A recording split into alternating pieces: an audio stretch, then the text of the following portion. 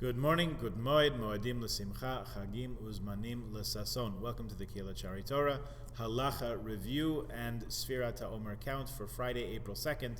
Today is day 5 of the Omer Hayom Chamisha Yamim La Omer. We started speaking yesterday about various customs that in here in the course of counting the Omer, period when people observe semi-mourning for the plague that hit the students of Rabbi Kiva in dreadful numbers. With regard, one of the signs of mourning, of course, is refraining from taking a haircut. So some Rishonim cite the custom to refrain from weddings during this time and not from haircuts. However, the accepted custom is that during the 33-day period, which one is observing, and we said over the last couple of days there are a couple different options for that. One should not cut one's hair or shave. This applies to men and women. Also, children should not have their hair cut. Although one may be lenient for children who have not reached the age of chinuch, we are nevertheless tend to be stringent in this regard. According to the opinion of Shulchan Aruch, one should not take haircuts until the 34th day in the morning. The Ramah holds that you are allowed to shave in honor of Lag BaOmer. Some say that this means even at night, while others say it means first thing in the morning because you wait a little bit in the morning as it's like you waited the whole day, as we do with most of the laws of mourning. The custom is that taking a haircut is permitted after sunrise. However, when Lag BaOmer occurs on a Friday, one may tend to one's tonsorial needs on Thursday night in honor of Shabbos if there's a need, such as one who's going to a wedding that night. When Lag BaOmer occurs on Sunday, shaving, haircutting, and so on is permitted on Friday in honor of Shabbat. The reason why it's allowed before Shabbos is because at Mincha, before Lag BaOmer, we already do not say Tachanun, so technically haircutting would be permitted on Shabbos, but you can't do it, so the allowance is pushed back to Friday. One should not cut one's hair on Motzei Shabbos when Lag BaOmer comes out on Sunday. That's not it's not honorable to Shabbat to wait till it's over and then tend to your fashion needs. Furthermore, many say that shaving or haircutting in the above situation is not permitted on Thursday night if you have time to do it on Friday. One who started shaving on Lag BaOmer is allowed to continue after Shkia, even if you hold that you're not allowed to shave until Lag BaOmer. Okay, a little bit more about that to come. We'll deal with that in the next couple of days. We'll just take a quick peek at the fifth of the 48 means of acquiring Torah, which is Sichlus Halev. Rashi explains he has not heard an explanation of the difference between Binas Halev and Sichlus Halev. Other commentators point out the difference. Lechem Shmaim explains that Sichlus Halev is a higher form of understanding where we have totally and precisely defined the concept that we're learning in all its parameters, to the point where we can even predict and forecast the next step. This is what the sages mean when they say, also in Pirkei Avot, who is a chacham, one who is able to foresee the future.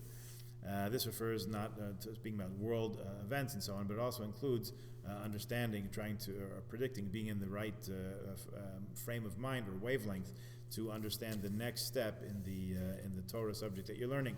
An example of this would be one who asks the question posed by previous commentators before reading them. There's a nice little custom that people say, Baruch Shekivanti, blessed is the one who gave me the insight to predict this learning.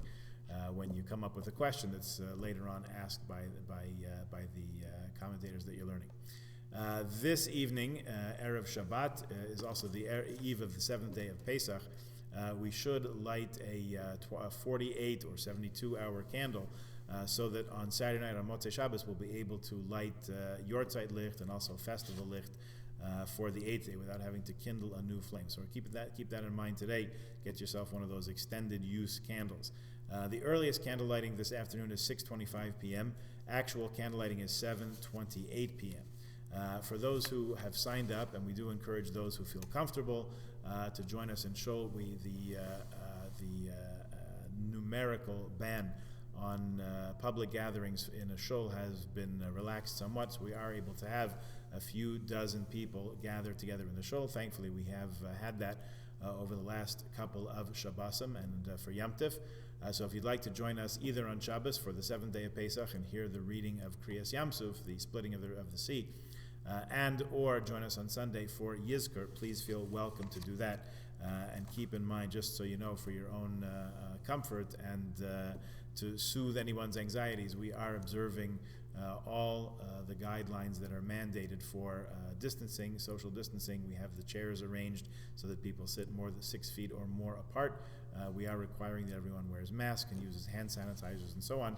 And we are even careful to set up the doors so that you shouldn't have to touch any of the doorknobs. So really, you can come down with us with a pretty clear mind as far as that goes.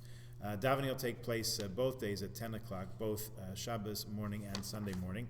It is customary on this Shabbos to read Shir Hashirim, the Song of Songs. However, as we're trying to minimize our time in Shul, just to be on the cautious side, we will not be doing that. So everyone's invited and encouraged to get yourself a Shir Hashirim, a Song of Songs, and read that. I believe it is in some of the Art Scroll editions of the Siddur. Okay, after Shabbos, we roll right into Achron Shal Pesach, the last day of Pesach. We have the beautiful Haftorah of the wolf lying down with the lamb, time of peace and tranquility that we look forward to since in the first days of Pesach we spoke about the redemption that happened a long time ago, 3,333 years ago, and now with the last days of Pesach we look forward to the imminent and ultimate redemption, that which will come with the Messianic era. Have a good day, have a good moed the rest of today, Shabbat Shalom, Chag Sameach, a good Yom Tif, and may we hear good news from all over. Everybody keep well.